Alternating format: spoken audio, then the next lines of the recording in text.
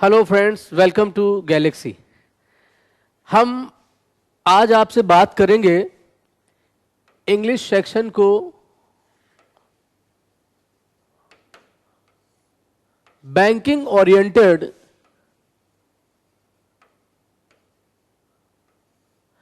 किस तरीके से इसको समझे कि ये बैंकिंग के हिसाब से बहुत अच्छी हो जाए।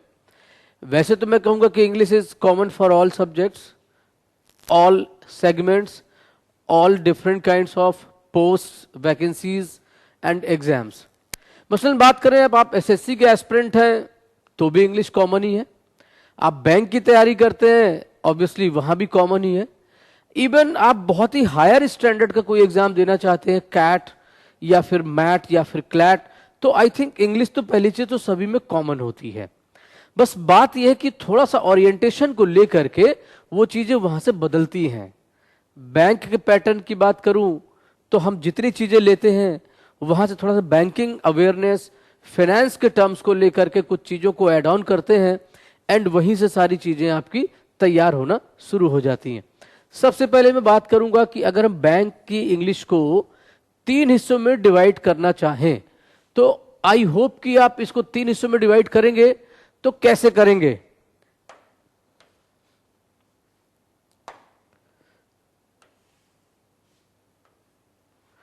The very first is grammar.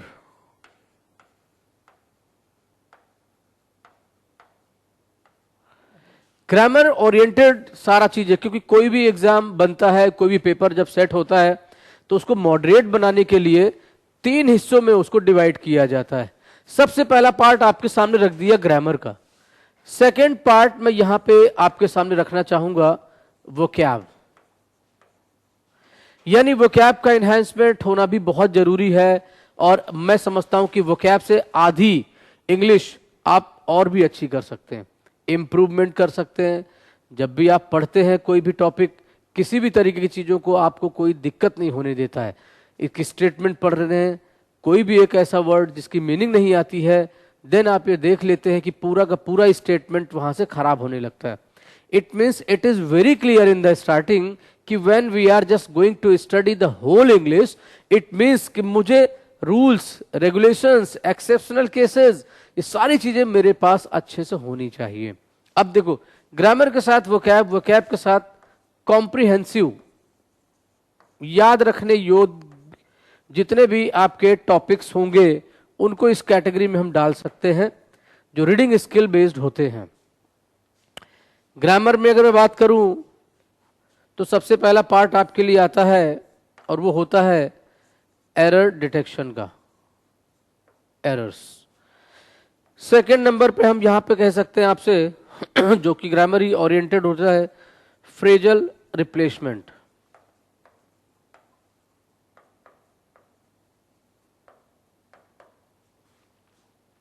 Phrasal replacement. अब एरर्स या फिर फ्रेज रिप्लेसमेंट, इन दो को हटा दिया जाए तो इसमें grammar oriented, directly grammar based कोई चीज आपसे नहीं पूछी जाती। मैं बात कर रहा हूं डायरेक्टली। इनडायरेक्ट वे में तो ग्रामर हर जगह लगी ही होती है, क्योंकि आपको मालूम होना चाहिए कि मैक्सिमम जो पेपर है हमारा वो किस पर बेस्ड होता है, ग्रामर पे।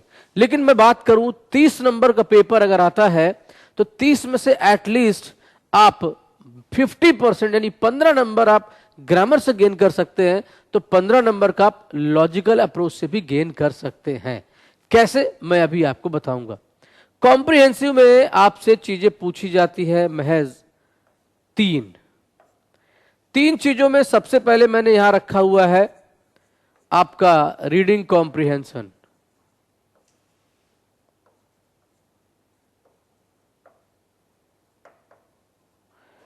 दूसरा है आपका cloze test, and of course third one is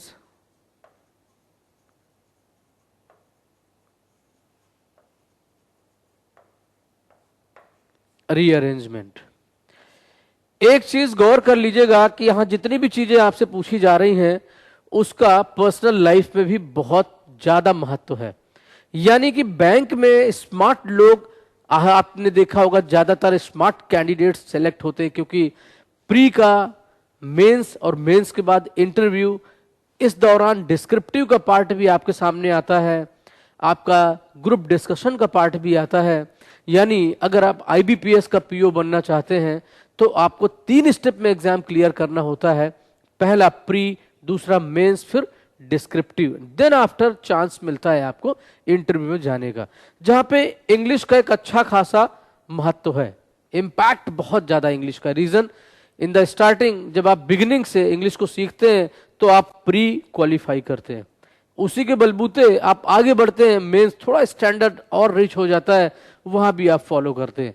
descriptive के पार्ट में फिर आपको इंग्लिश में डिस्क्रिप्शन करना पड़ता है, एशे लिखना पड़ता है, लेटर, एप्लीकेशन लिखने पड़ते हैं। देन आफ्टर बात करते हैं फिर इंटरव्यू की, जहां हो सकता है आपका इंटरव्यू इंग्लिश मीडियम हो जाए, यानी मैक्सिमम चांसेस होते हैं कि आपको 70-80% तक रेशियो आपको इंग्लिश में रखना पड़ता है। सामने वाला जब आपसे बात करता है तो उम्मीद करता है, the from another side they expect from you that you can speak well, not fluently but something inside you that must be created to become the best choice for them. So this is the very necessary task in the starting कि भाई English अच्छी होनी चाहिए। Vocab में आपसे कभी कभी आपने देखा वो मोस्ट सिमिलर,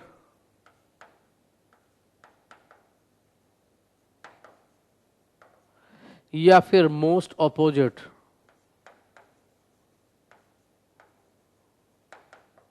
पूछता है, और ये दोनों के दोनों देखा जाए तो पैसेज बेस्ड होते हैं, यानी इसी रीडिंग कॉम्प्रिहेंशन पर बेस्ड होते हैं, यानी अलग से नहीं पूछता है। अलग से सिनोनिम एंटोनिम्स 95% आपके एग्जाम्स में नहीं पूछे जाते हैं। अगर पूछता है तो मैक्सिमम चांस होते हैं कि वो पैराग्राफ के थ्रू आपसे पूछता है। एक जो रीडिंग कॉम्प्रिहेंशन का एक पैसेज आता है आरसी जिसको आप बोलते हैं, उसमें जो पैराग्राफ होता है उसमें 2, 3, 4 शब्दों को आपको डायरेक्टली पूछ लेता है, the most similar words. Most similar, वो आपको सिनोनिम नहीं पूछता डायरेक्ट, आपसे पूछता है मोस्ट सिमिलर या फिर मोस्ट ऑपोजिट। यानी ऑप्शंस 5 होते हैं, 5 में से याद रखना 2 में से 3 इतने क्लोजली होंगे जिसमें आप समझ नहीं पाएंगे, लिहाजा मोस्ट सिमिलर जो सबसे ज्यादा मैच करता हो एक्चुअली आंसर वही होता है। तो इस चीज को भी आपको ख्याल में रखना है, और आप समझदारी से करेंगे तो शायद ज्यादा अच्छा कर लेंगे। तो ये तो रहा हमारा सिलेबस। अब अगर मैं बात करूं कि कौन से पोर्शन को किस तरीके से तैयार करना चाहिए, तो ये वाला पोर्शन तो आपको प्रैक्टिकल माइंड से तैयार करना चाहिए, और प्रैक्टिकली जब बात करूंगा तो आपको रूल्स और एक्सेप्शंस दोनों का नॉलेज अच्छा होना चाहिए। अगर हम वोकैब वाले सेक्शन की बात करें तो थोड़ा लर्निंग ऑप्टिमाइज्ड होना जरूरी है। अगर आप लर्न करने की हैबिट रखते हो तो आप कोई भी वर्ड्स लाए और आपका यूज करना स्टार्ट कर दिया और वो आपको प्रॉपर याद रहने लगते हैं। यहां पर मैं कहूंगा कि आपकी रीडिंग स्किल बहुत अच्छी होनी चाहिए, और ये कैसे डेवलप होगी इसकी भी बात करूंगा मैं। रीडिंग स्किल कैसे आप उसको इम्प्रूव करें, रीडिंग स्किल का रोल क्या है, मैं क्यों बार बार कह रहा हूं कि भाई रीडिंग स्किल अच्छी करनी होगी। तो अगर आप देखिए बैंक में बहुत सारे एग्जाम दे सकते हो, जैसा कि आपको पता है क्लर्क, फिर आता है आपका पीओ, एंड देन आफ्टर आपका स्पेशलिस्ट ऑफिसर। यानी क्लर्क आरआरबी का क्लर्क हो, चाहे फिर वो आईबीपीएस का क्लर्क हो या फिर वो एसबीआई का क्लर्क हो, यानी क्लैरिकल आपका स्टैंडर्ड केवल थोड़ा डाउन करना है, लेवल डाउन करना है क्वेश्चंस का, इंग्लिश सेम है। पीओ में थोड़ा स्टैंडर्ड और अच्छा करेंगे। आईबीपीएस का पीओ और एसबीआई के पीओ में कोई खास फर्क नहीं है। आने वाली वैकेंसीज की मैं बात करूं जो इन दिनों आई हुई हैं, फिलहाल आईबीपीएस की वैकेंसीज आई हुई हैं, लोगों ने फॉर्म भरना स्टार्ट कर दिया है, और कुछ ही दिनों में एसबीआई पीओ की वैकेंसी भी आपके सामने होगी। उससे पहले एसबीआई क्लर्क आएगा। यानी अगर हम तीनों चीजों को दिमाग में रखें कि मुझे आईबीपीएस, आरआरबी, देन एसबीआई, तीनों को फोकस करके मुझे तैयारी करनी है, तो आपके लिए एक बार इंग्लिश पढ़ना जरूरी होगा, और फिर बार बार पढ़ने की आवश्यकता नहीं है कि एक बार मैंने आईबीपीएस की पढ़ ली तो मैं दोबारा एसबीआई की पढ़ूंगा। ऐसा बिल्कुल भी नहीं है। They all are same. यहां तक आपको क्लियर हो गया होगा। अब मैं आपके सामने चीजों को रखने जा रहा हूं जिसके तहत आप ये समझ जाओगे कि हमें किस टाइप से चीजों को किस इन्वायरमेंट में ले जा करके और उसको कैसे सही करना होगा, इसका भी याद रखना है। मैंने आपको अप्रोच बताना जरूरी समझा है स्टार्टिंग में। क्यों? क्योंकि मुझे ऐसा लगता है कि हर एक पार्ट की एक अलग अप्रोच होती है। तो जो फर्स्ट अप्रोच है, ऑफ कोर्स मैंने आपको पहले लिखा भी था कि हम ग्रामर के थ्रू जरूर जाएंगे। सेकंड आफ्टर मैंने आपको लिया लॉजिकल अप्रोच, क्योंकि लॉजिक से भी बहुत सारे क्वेश्चंस किए जा सकते हैं। थर्ड मेरा अपना कॉन्सेप्ट है ट्रिक बेस्ड यानी ट्रिकी, जो कि रीअरेंजमेंट में खूब काम करता है। कई बार कॉम्प्रिहेंशन करते वक्त पैसेजेस में भी ट्रिक्स का इस्तेमाल करके हम लोग एटलीस्ट अपना टाइम भी बचाते हैं, और ना केवल टाइम बचाते हैं बल्कि अपने आंसर को सही करने की तरफ श्योरिटी, जो पार्ट ऑफ श्योरिटी, जो परसेंटेज ऑफ श्योरिटी, उसको बढ़ाने का काम करते हैं। लिहाजा एक चीज याद रहना चाहिए आपको कि ग्रामर बेसिक कॉन्सेप्ट को क्लियर करेगी, लॉजिकल अप्रोच उसमें अपनी एक बढ़त बनाते हुए एक चीज को क्लैरिफाई करती है कि आप सही हैं। ट्रिक्स तो सबसे बाद में लगती हैं, लेकिन जरूर अगर आप पूरा बैच अटेंड करते हैं तो आपको ट्रिक्स का भी एक लेवल पता चलेगा कि किस जगह पे हम यूज करते हैं।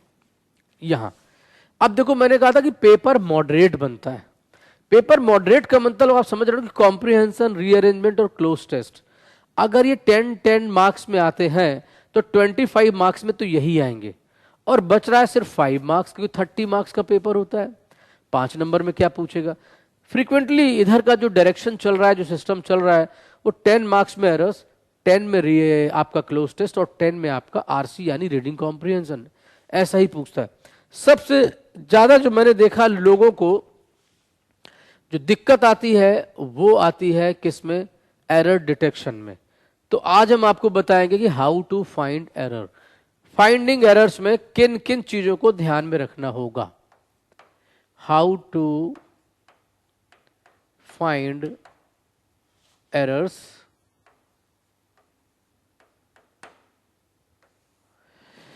How to find errors. सबसे पहला काम तो यही होता है कि एक सेंटेंस होना चाहिए। एक प्रॉपर सेंटेंस का होना बेहद जरूरी है, तभी तो आप उस सेंटेंस में एक एरर ढूंढेंगे। मैं आपके सामने एक सेंटेंस लिखूंगा और आप उसमें एरर ढूंढने का काम करेंगे, तो शायद आप भी समझ जाएंगे कि उसमें क्यों और कैसे गलती हुई है।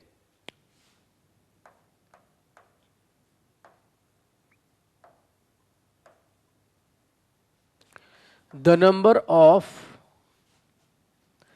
Old employees,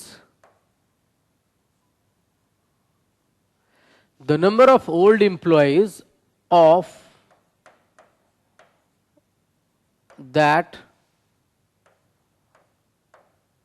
company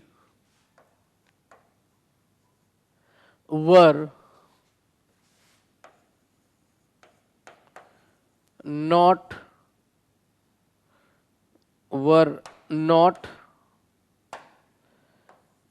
ready to go on the strike against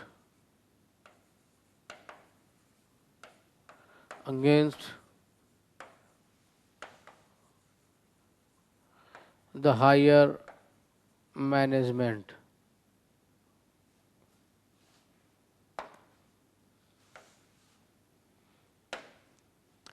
Against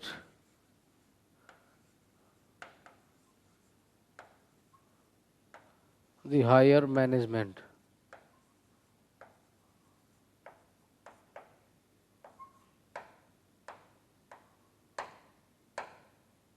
The higher management.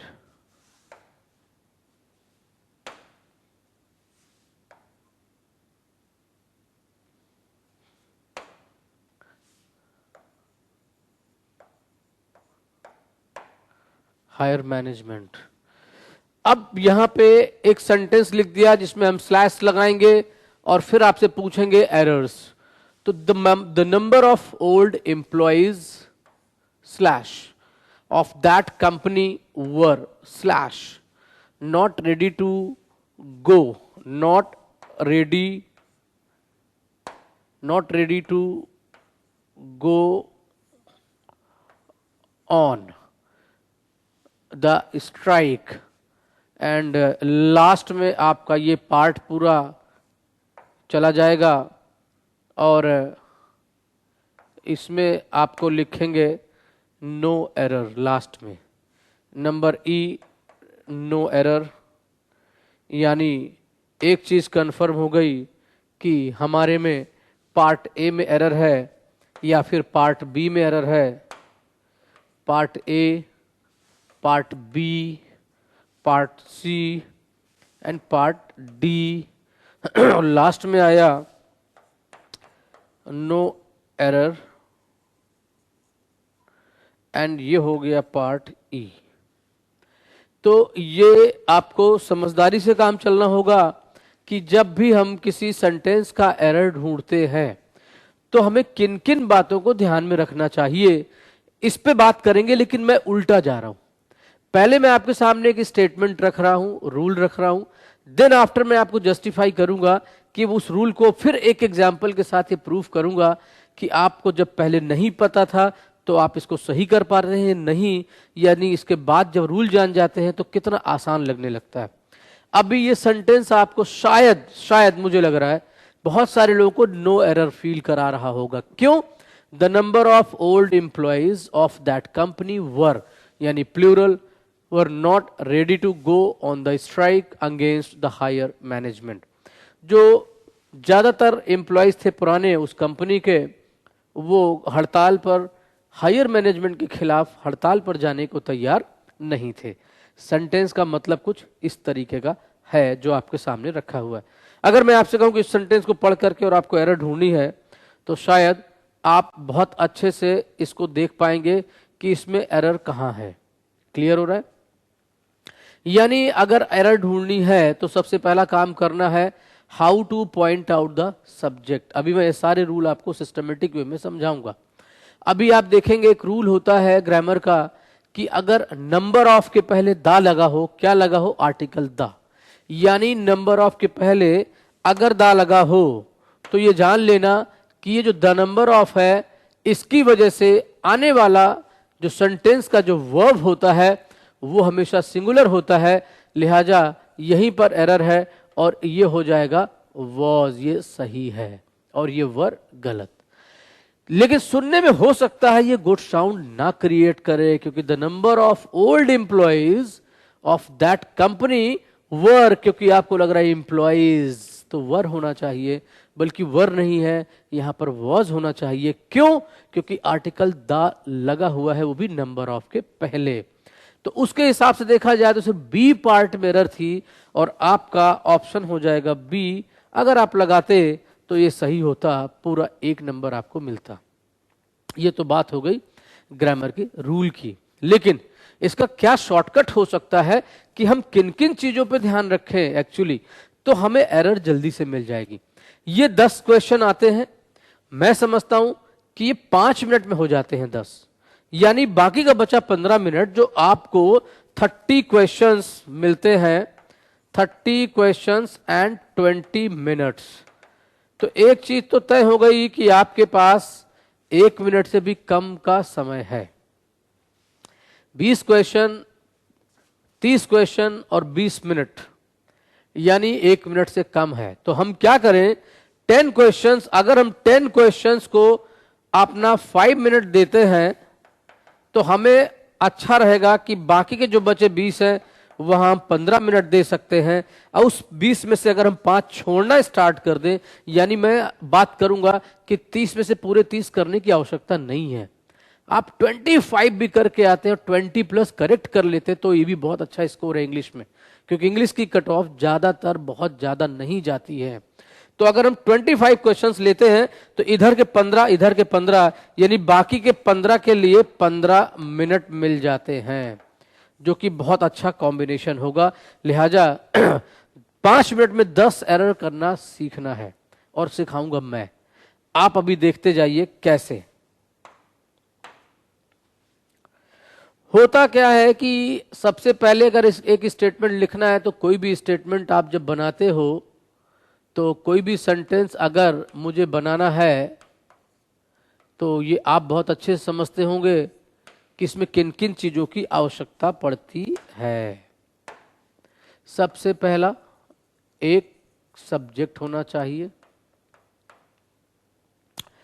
दूसरा उसकी हेल्पिंग वर्ब या फिर मेन वर्ब या फिर दोनों या दो में से कोई एक। एक तो आ नहीं सकती, एक होगी तो सिर्फ मेन वर्ब आएगी। इसके बाद आपका आता है ऑब्जेक्ट, ऑब्जेक्ट के बाद आता है आपका अदर्स। क्लियर?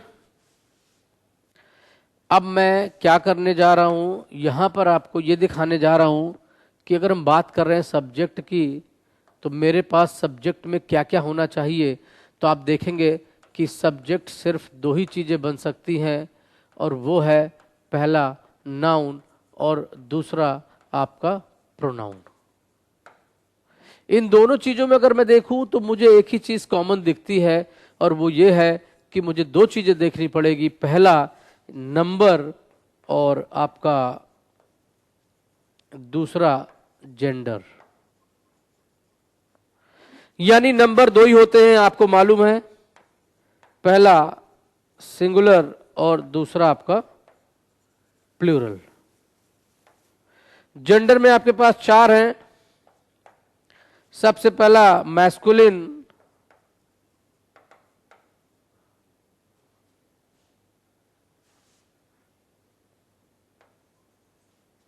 दूसरा फेमिनिन,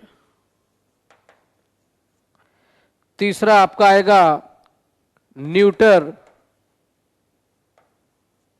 एंड चौथा कॉमन। यानी अगर ये चार इधर के और आपका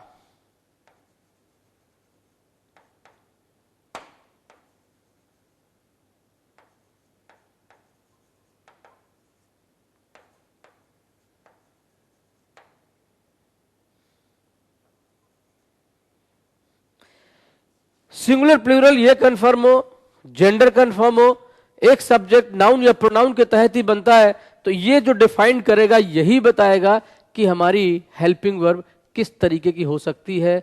और यहां पर आपको देखना पड़ेगा कि हेल्पिंग वर्ब किसको किसको फॉलो करती है। तो हेल्पिंग वर्ब फॉलो करती है किन्हीं दो चीजों को। कैसे?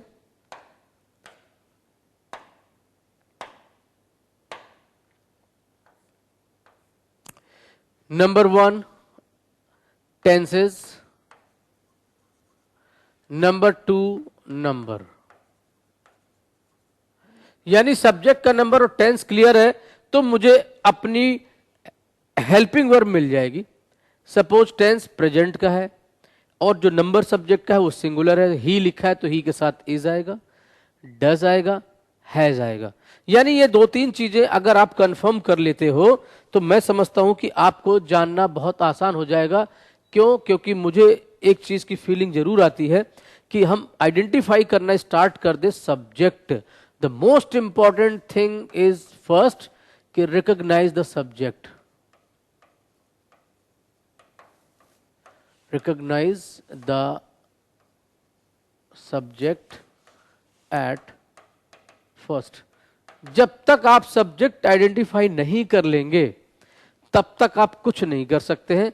एक चीज आपको बहुत अच्छे से जानकारी होनी चाहिए, यानी आपको सब्जेक्ट एट फर्स्ट टाइम यानी फर्स्ट लुक में, फर्स्ट साइट में, पहली नजर में सब्जेक्ट आइडेंटिफाई करना होगा कि एक किसी वाक्य में सब्जेक्ट कहां पे रखा हुआ है।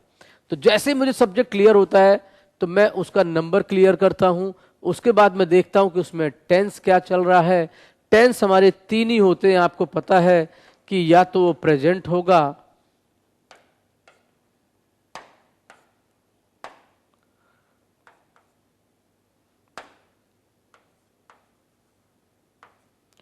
टेंस तीन ही होंगे, present, past and future. Number दो ही होंगे, सिंगुलर या फिर प्लूरल। तो अगर दो चीजें कंफर्म हो गई, मुझे सब्जेक्ट का नाउन प्रोनाउन उसका नंबर और जेंडर क्लियर है, हेल्पिंग वर्ब क्लियर है, देन हम मेन वर्ब उसी के अकॉर्डिंग लेके जाएंगे। मान लीजिए प्रेजेंट का परफेक्ट टेंस बनाना है और पीछे का जो सब्जेक्ट है वो सिंगुलर है, तो ही हैज बीन, यानी यहीं से कंफर्म होता है। मेन वर्ब में आप देखेंगे कि कितनी तरह का, भाई या तो वर्ब की फर्स्ट फॉर्म होगी, वर्ब की सेकंड फॉर्म होगी, वर्ब की थर्ड फॉर्म होगी, या वर्ब में आईएनजी फॉर्म होगी। यानी ये चार चीजों को अगर मैंने रख लिया है तो बेसिकली यहीं तक में एरर मिल जाती है। ऑब्जेक्ट का कोई खास एरर नहीं पूछा जाता है। हाँ, ऑब्जेक्ट को आगे रिलेट कर दें अगर, तो फिर वहां भी यही सारी चीजें लागू हो जाएंगी कि उसका रिलेटिव प्रोनाउन आप लेके जा रहे हो तो उसका नंबर क्या होगा, उसके जेंडर के अकॉर्डिंग, उसके नंबर के अकॉर्डिंग उसका रिलेटिव प्रोनाउन आएगा, देन पूरा सेंटेंस उसी के अकॉर्डिंग फिर बनाया जाएगा। तो ये रहा आपके जानने के लिए कि हम सेंटेंस में एरर कैसे फाइंड आउट करते हैं और हम 5 मिनट में 10 एरर कैसे कर सकते हैं, ये आपको जानने के लिए हमने यहां तक आपसे डिस्कस किया, जो कि मैं उम्मीद करता हूं कि आप सबने इसको समझ लिया होगा। एक बार इसका स्क्रीनशॉट आप ले सकते हैं अपनी समझदारी के हिसाब से कि अगर आपको एरर ढूंढनी है तो आप सबसे पहला उसका काम करेंगे कि मुझे ढूंढना होगा एक सब्जेक्ट, पूरे स्टेटमेंट में मेरा सब्जेक्ट क्या है। और जैसे ही सब्जेक्ट मिल जाएगा, आई प्रॉमिस कि आप उसको किस तरीके से आगे बढ़ाएंगे। जैसे ही आपको मिलता है आप तुरंत हेल्पिंग वर्ब की कैटेगरी में जाएंगे, तुरंत मेन वर्ब में जाएंगे, फिर ऑब्जेक्ट में जाएंगे, फिर अदर्स में जाएंगे। अब मैं यहाँ पे आपको दिखाता हूँ कि कौन सी प्रायोरिटी लेवल पे हम एरर फाइंड आउट करते हैं। तो फर्स्ट प्रायोरिटी में किसकी एरर आती है, राइट। तो ये हम प्रायोरिटी बेसिस एरर को फाइंड करने की आपको बताते हैं कि हम किन किन चीजों को तैयार करते हैं। प्रायोरिटी बेसिस में आप जाएंगे तो आप देखेंगे सबसे ज्यादा जो एरर आती है वो noun, pronoun and verb, noun, pronoun and verb.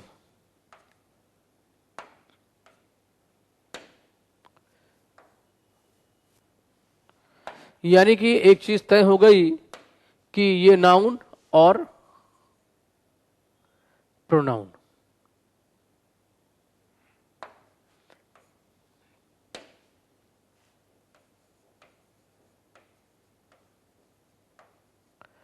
And verb, क्योंकि कोई भी सब्जेक्ट आप देख सकते हो नाउन प्रोनाउन ही होगा। इन अकॉर्डेंस विद दैट आप देखेंगे कि वर्ब में इंपैक्ट जाता है, उसी के हिसाब से आप वर्ब को पकड़ते हैं। सेकेंड प्रायोरिटी में आपको लेके आता हूं मैं कंजंक्शन एंड प्रीपोजिशन, सबसे ज्यादा प्रीपोजिशन एंड कंजंक्शन। एंड बचते हैं यहां से दो, 3 2 5 के बाद 3, तो हम यहां पर तीनों ए एक साथ रख देते हैं। एडजेक्टिव, आपका एडवर्ब एंड आर्टिकल। तो आप देखेंगे इन तीनों को रख लिया जाए तो इस क्रम में अगर हम इनको फोकस करेंगे, आना हमें पूरा चाहिए, तो हम एरर डिटेक्शन का पार्ट बहुत अच्छे से कर सकते हैं। अब आप देखेंगे कि हम अगर कोई टॉपिक स्टार्ट करते हैं तो मैं आज आपको बेसिकली स्टार्ट करने जा रहा हूं कंजंक्शन का पार्ट। और कंजंक्शन आप देखेंगे तो कितनी अच्छी एरर लेके आता है।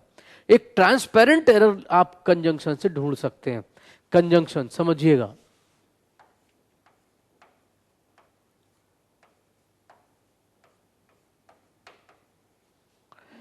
कंजंक्शन जिसे हम हिंदी में कह सकते हैं संयोजक, और अगर हम इसको शॉर्टकट में लिखें तो हम इसको कह सकते हैं कनेक्टर, इजी वर्ड्स में, या फिर ज्वाइंटर। यानी कनेक्टर या फिर ज्वाइंटर, क्योंकि इसमें दो वर्ड से बना हुआ है, कनेक्ट और ये आपका है जंक्शन। कंजंक्शन जो कि मिनिमम 2 नंबर की एरर तो लेके आ ही सकता है, 1 या 2 नंबर की, कैसे, और कई जगह पे काम आता है। फिल इन द ब्लैंक्स में भी आपसे पूछा जा सकता है फिलर्स के तौर पे, फ्रेज का रिप्लेसमेंट आता है वहां भी आपसे पूछा जा सकता है, एरर्स में तो पूछते ही हैं। कंजंक्शन मोस्ट प्रोबेबली आप देखोगे तो ये 2 तरीके के होते हैं। जो पहला होता है वो होता है कोऑर्डिनेटिंग कंजंक्शन।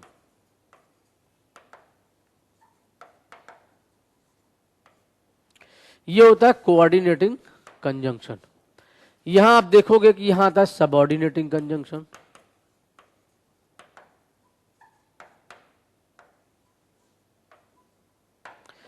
मैं समझता हूं कि बहुत ही ट्रांसपेरेंट एरर लेके आता है, इनको ढूंढना बहुत आसान भी होता है, और कंजंक्शन एक बार पढ़ लेंगे होल लाइफ दोबारा आपको टेंशन नहीं रहने वाली है, आई प्रॉमिस। कैसे? कोऑर्डिनेटिंग कंजंक्शन का काम क्या होता है इनका, ये जोड़ते हैं, यानी ज्वाइन इंडिपेंडेंट सेंटेंसेस।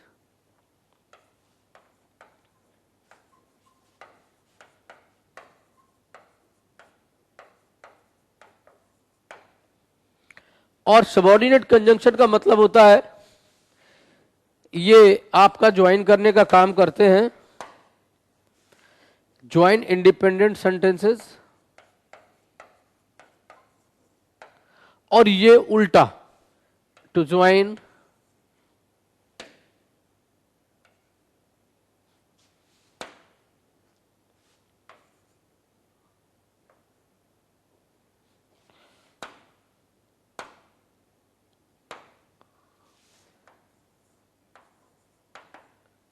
ज्वाइन, ये आपका लेता है,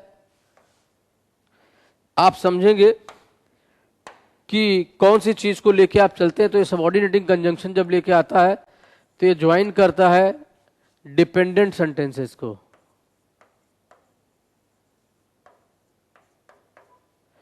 डिपेंडेंट सेंटेंसेस।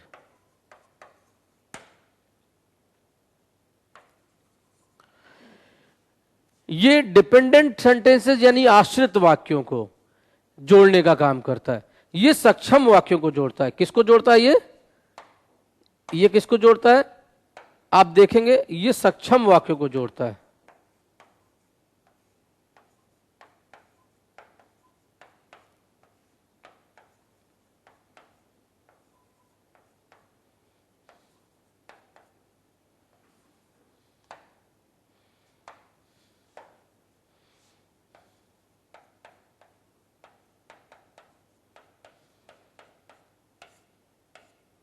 एक चीज कंफर्म हो गई, ऐसे वाक्य जो अपना अर्थ देने में सक्षम हो, यानी यहां पे सबसे ज्यादा यूज होने वाले कंजंक्शन आपको मैं बता दूं कि क्या होते हैं।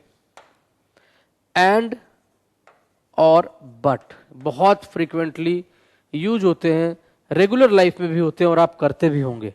यहां पे आप देखते हैं सबसे ज्यादा यूज होने वाला इफ, और अगर हम इसी में ले लेते हैं आपका इफ के साथ साथ बट, ये भी बहुत यूज होता है। इफ और दैट, सॉरी बट तो हमने इधर रखा हुआ है, बट यहां से हटा लेते हैं, एंड इफ के साथ साथ हम दूसरा ले लेते हैं यहां पर आपके लिए जो मैंने अभी बोला है, इफ एंड देन आप ले लेंगे किसको, दैट, जो कि बहुत ही फ्रिक्वेंटली आप इसको यूज करते हैं। मैंने एक सेंटेंस बोला कि I went to Agra but I did not visit the Taj. मैं दिल्ली गया था, मैंने रेड फोर्ट नहीं देखा, मैं ताजमहल नहीं देखा, मैं आगरा गया था लेकिन मैंने ताजमहल नहीं देखा।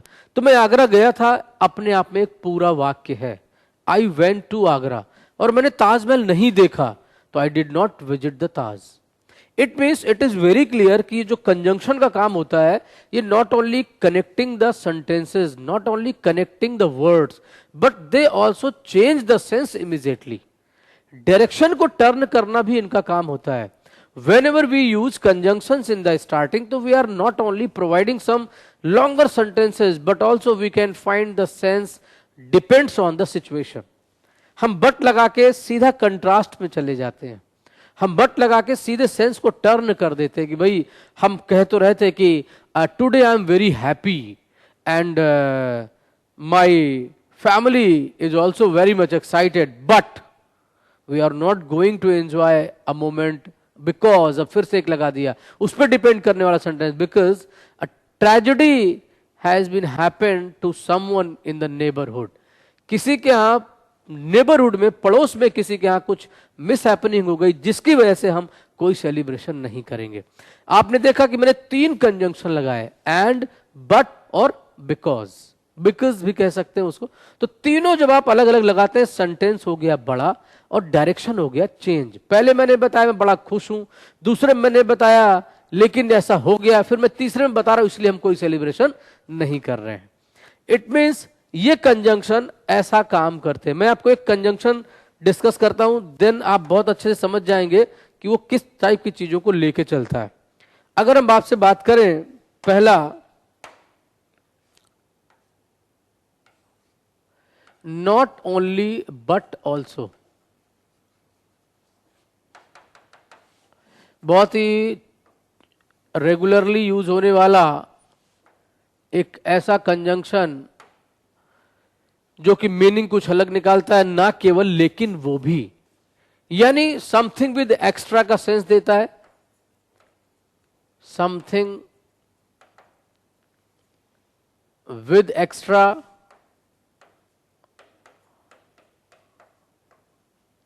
यानी ना केवल ये लेकिन वो भी, ऐसा इसमें सेंस आता है।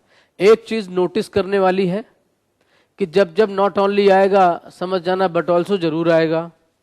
और अगर कंपैरिजन करके आपको एरर ढूंढनी है इसमें, तो 2 चीजों की एरर बहुत आती है। पहला तो ये कि हम इसकी कंपैटिबिलिटी चेक करते हैं और ये देखते हैं कि हम नॉट ओनली के साथ हमने बट ऑल्सो लगाया है या नहीं लगाया है।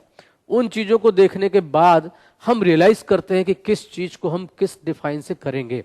अब देखो, जैसे मैंने एक यहां पे लिखा हुआ है, not only this company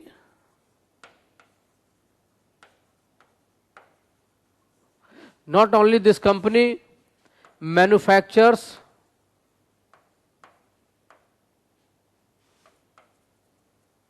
the products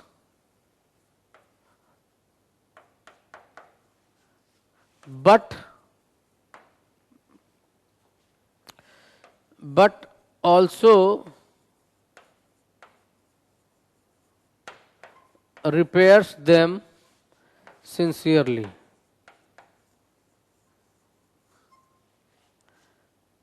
on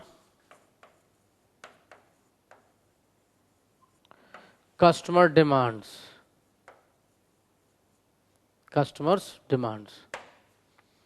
अब not only this company manufactures the products but also repairs them sincerely on the customers demands, last में नो एरर। अब ये आपका A, B, C और ये D और ये आपका हो गया E। अब आपको देखना है कि इसमें एरर कहां है, तो हम देख लेंगे, हम समझ लेंगे नॉट ओनली दिस कंपनी, तो ना केवल यह कंपनी, तो हमें देखना कंपेयर्ड एलिमेंट्स के पहले, तो आप इसका शॉर्टकट चेक कर लो कि बट ऑल्सो कहां रखा है। बट ऑल्सो आपने देखा कि लिखा हुआ है बट ऑल्सो रिपेयर्स, तो रिपेयर्स के पहले लिखा हुआ है। रिपेयर्स क्या है? वर्ब। तो जाहिर है इसके पहले वाले स्टेटमेंट में जहां पे वर्ब आएगी उसके ठीक पहले नॉट ओनली लगना चाहिए। तो पहले वाले सेंटेंस में दिस कंपनी मैन्युफैक्चर्स हमारा ये वर्ब है, तो ये नॉट ओनली की पोजीशन यहां पे हो जाएगी, यानी मैन्युफैक्चर से पहले हो जाएगी, तो सेंटेंस बन जाएगा this company not only manufactures the products but also repairs them sincerely. यानी अगर वर्ब का कंपैरिजन है तो वर्ब के साथ ही होगा, है ना। अगर एडजेक्टिव को कंपैरिजन है तो एडजेक्टिव के साथ होगा। यानी कंजंक्शन को देखते समय नॉट ओनली बट ऑल्सो को 2 चीजों में फोकस करेंगे। पहला, हमें कहां पर रखना है, दूसरा कंपेयर्ड एलिमेंट्स के ठीक पहले रखना है। यानी पहला नॉट ओनली के साथ बट ऑल्सो का इस्तेमाल जरूर होगा और कंपेयर्ड एलिमेंट्स का हमें वो देखने को बैलेंस करके, जो चेक एंड बैलेंस करेंगे एरर तुरंत मिलेगी। यानी अब आप समझ गए होंगे कि हम किस तरीके के कंजंक्शन के पार्ट की बात कर रहे थे। तो उम्मीद करता हूं ये क्लास आपको समझ आया होगा। इसके आगे क्वेश्चंस के लिए हम फिर से इसी क्लास को कंटिन्यू करेंगे और कंजंक्शंस को एक स्टेप और आगे बढ़ाएंगे। Thank you class. हैं।